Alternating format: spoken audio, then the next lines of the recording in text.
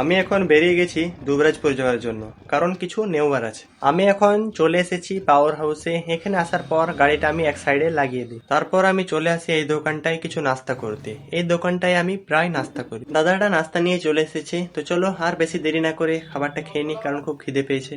চলো, আলহামদুলিল্লাহ নাস্তা করা হয়ে গেছে, বাইরে যেয়ে বিলটা মিটিয়ে দিই। লাও ভাই, পয়সাটা কেটে লাও। খাবারে বিলটা মেটানো হয়ে গেছে। তো এবারে যে কাজের জন্য আসলে আসা হয়েছিল সেই কাজে যাওয়া যাক। তো এখন আমি গাড়ি নিয়ে এখান থেকে বেরিয়ে পড়েছি, তো চলো যাওয়া যাক ওই জায়গাটায়। সালাম আলাইকুম মামু।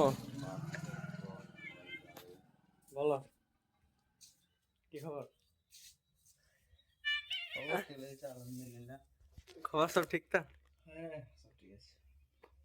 তো আমি ফাইনালি জায়গাটায় চলে এসেছি। তো আমার এখানে কিছু সামান নেওয়ার আছে, আমি সামানগুলো নিই। আর তোমরা ভিডিওটাকে লাইক করতে ভুলো না। তো দেখা হচ্ছে পরের ভিডিওতে।